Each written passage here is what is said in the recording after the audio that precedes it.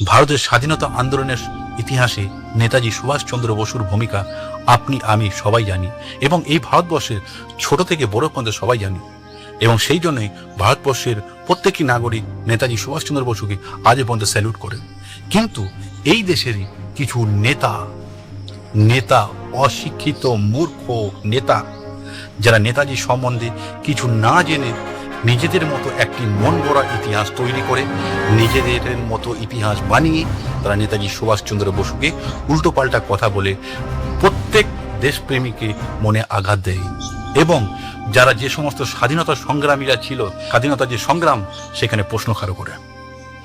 তাই আজকের এই ভিডিওতে আপনাদের সামনে আমি এমন এক অশিক্ষিত মূর্খ নেতাকে তার একটি বক্তব্য আপনাদের সামনে তুলে ধরবো, যেটা শোনার পর আপনারা যদি দেশভক্ত হয়ে থাকেন তাহলে আমি যেমন একজন দেশের সৈনিক হয়ে সেই ভিডিওটা দেখার পর আমার রক্ত গরম হয়ে গিয়েছিল, তেমনি আপনারা যদি দেশভক্ত হয়ে থাকেন তাহলে এই ভিডিওটি দেখার পর আপনার শরীরের রক্ত গরম হয়ে যাবে। তাই একবার এই ভিডিওটা দেখুন। আর যদি আপনি অন্ধভক্ত হয়ে থাকেন তাহলে আপনি সেই নেতাকে সমর্থন করবেন। তাহলে একবার সময় নষ্ট না করে এই নেতার বক্তব্যটি একবার শুনুন, তারপরে আমি এই নেতাজির ইতিহাস ভালো করে একবার শিখিয়ে দেবো। আজাদিন ফৌজ নেতাদের বাপের টাকা সঙ্গে অর্গানাইজ করে ফৌজ বানায়, সব ভারত ব্রিটিশের সৈন্যটা, ব্রিটিশের সৈন্য বলছো। শোনো, ব্রিটিশের সৈন্যকে জার্মান নিয়ে গেছে বন্দি বানায়, আর সেই জার্মানে নেতাজিকে দিছে, আর নেতাজি সেটাকে অপব্যবহার করেছে।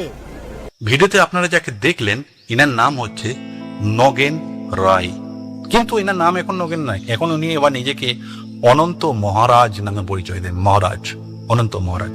এনার বাড়ি হলো কোচবিহারে, ওয়েস্ট বেঙ্গলের উত্তরবঙ্গের কোচবিহার বাড়ি, এবং কোচবিহারের তিনি নিজেকে একটা বিরাট প্রভাবশালী লোক বলে প্রমাণ করেন এবং তিনি নিজেকে এটাও প্রমাণ করাতে চান যে তিনি কোচবিহারের যে রাজ পরিবার ছিল সেই রাজ পরিবারের তিনি বংশধর। ঠিক আছে, ইনি 2021 সালে ভারতীয় জনতা পার্টি বিজেপিতে জয়েন করেন এবং 2023 সালে ভারতীয় জনতা পার্টি এনাকে রাজ্যসভার বা সংসদে করেন। কোন সময় এখন ভারতীয় জনতা পার্টির বিজেপির রাজ্যসভার সংসদ। তাই এনাকে যখন সাংবাদিকরা কোনো একটা প্রশ্ন করে সেই প্রশ্নের পরিপ্রেক্ষিতে ইনি বলেছেন যে নেতাজি সুভাষচন্দ্র বসুর বাপের ক্ষমতা ছিল না যে আইএনএ আজাদ হিন্দ ফৌজ তৈরি করে। তা আপনি নেতাজি সম্বন্ধে যেটা বলছেন সেটা আপনার মন্তব্য, কিন্তু আপনি যেটা করে মন্তব্যটা করেছেন সেটাতে আপনি দেশের যে সমস্ত দেশপ্রেমীরা যারা নেতাজি প্রেমী আছে তাদের মনে কতখানি আঘাত করেছেন সেটা আপনি নিজেই জানেন না। আপনার কথা মতো নেতাজি সুভাষচন্দ্র বসু আজাদ হিন্দ ফৌজ তৈরি করেননি, নেতাজি সুভাষচন্দ্র বসু আজাদ হিন্দ ফৌজ বানায়নি। ঠিক আছে, আমি এটাও মানলাম নেতাজি সুভাষচন্দ্র বসু আজাদ হিন্দ ফৌজ তৈরি করেনি। আজাদ হিন্দ ফৌজকে তৈরি মোহন সিং এবং রাসবিহারী বসু, কিন্তু পরবর্তীকালে মোহন সিং এবং রাসবিহারী বসু নেতাজি সুভাষচন্দ্র বসুকে আজাদ হিন্দ ফৌজের যে দায়িত্ব এবং নেতৃত্ব তুলে দেয়, আর সেই আজাদ হিন্দ ফৌজকে নিয়ে তারপর নেতাজি সুভাষচন্দ্র বসু ভারতের মধ্যে প্রবেশ করে। তাহলে আজকে আপনাদেরকে সেই ইতিহাসটি একটু মনে পড়িয়ে দেবো। সালটি ছিল 1941-42 সাল। গোটা বিশ্ব দ্বিতীয় বিশ্বযুদ্ধের মধ্যে ব্যস্ত, গোটা বিশ্ব তখন দ্বিতীয় বিশ্বযুদ্ধ চলছে। তখন ভারতও কিন্তু ব্রিটিশ শাসনের আওতার মধ্যে আছে। তখন ভারতীয় সেনারা ব্রিটিশ সৈনিকের হয়ে তারা কিন্তু সিঙ্গাপুর দখল করার জন্য জাপানের বিরুদ্ধে লড়াইয়ের জন্য যায়।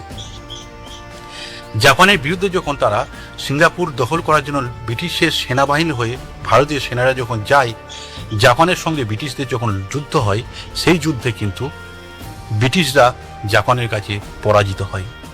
ব্রিটিশরা যখন জাপানের কাছে পরাজিত হয়, আর সেই ব্রিটিশদের যে সৈনিক ছিল সেই সৈনিকরা ছিল সব কিন্তু ভারতীয়, এবং জাপানের কাছে যখন পরাজিত হয় জাপান কিন্তু সেই ব্রিটিশ সৈনিককে যুদ্ধবন্দী করে নেয়। ব্রিটিশরা যখন সেই ব্রিটিশদের সৈনিককে জাপান যখন যুদ্ধবন্দী করে নিল, মোহন সিং এবং রাসবিহারী বসু এই দুজন কিন্তু জাপানে থাকাকালীন সেই যুদ্ধবন্দী সৈনিকদেরকে নিয়ে একটি দল সংগঠন করেন। সেই দলটির নাম হলো INA, যাকে আমরা আজাদ হিন্দ ফৌজ নামে পরিচিত। তাহলে আজাদ হিন্দ ফৌজ নেতাজি সুভাষচন্দ্র বসু তৈরি না করলেও এই দুজনকে তৈরি করেছিল কে? রাসবিহারী বসু এবং মোহন সিং। তারপর সালটি ছিল 1943 সাল, যখন নেতাজি সুভাষচন্দ্র বসু ভারতের স্বাধীনতা আনার জন্য পাগল হয়ে উঠেছিল। তিনি তখন চলে যায় কোথায়? জাপানে কেন গিয়েছিল? জাপানে গিয়েছিল যে জাপানে যে সমস্ত যুদ্ধবন্দী ভারতীয় সৈনিকরা ছিল এবং যাদেরকে নিয়ে রাসবিহারী বসু মোহন সিং একটি সংগঠন তৈরি করেছিল, সেই সংগঠনকে নেতৃত্ব দেওয়ার জন্য 1943 সালে নেতাজি সুভাষচন্দ্র বসু পৌঁছে যান জাপানে যখন নেতাজি সুভাষচন্দ্র বসু পৌঁছান, জাপান সরকারের সঙ্গে তাদের কিন্তু একটা চুক্তি হয়। কেন এবার বলুন কেন চুক্তি হতো? যদি কেউ শত্রু হয়, আমারও যদি কেউ শত্রু হয়, তাহলে আমরা দুজন তো এক বন্ধু। তখন তৎকালীন সময়ে ব্রিটিশ সরকার ভারতকেও কি করছিল? শাসন করছিল, এবং ব্রিটিশ সরকার জাপানের দিকেও কিন্তু একটা নজর দিয়েছিল।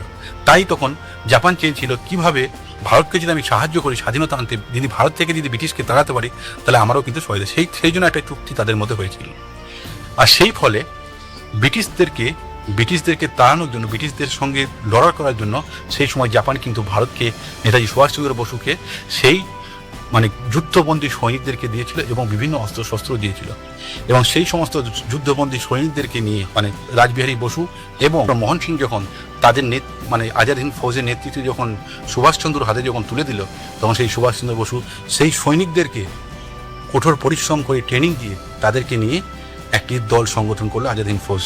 এবং সেই আজাদ হিন্দ ফৌজকে নিয়ে তাদেরকে মনের মধ্যে বিরাট একটা মোটিভেশন ভরে দিয়ে তাদেরকে তখন বলেছিল, তোমরা আমাকে রক্ত দাও, আমি তোমাদেরকে স্বাধীনতা দেবো, তোমাদের স্বাধীনতা নিয়ে দেবো, চলো দিল্লি চলো। এই ডাক দিয়ে তারা কিন্তু নেতাজি সুভাষচন্দ্র বসু কিন্তু সেই আজাদ হিন্দ ফৌজকে নিয়ে ভারতের মধ্যে প্রবেশ করে। হয়তো প্রথমবারে সাফল্য না পেলেও সেটা একটা বিরাট বড় ইতিহাস, কখনো কিন্তু আপনাদের সামনে আমি আবার তুলে ধরবো।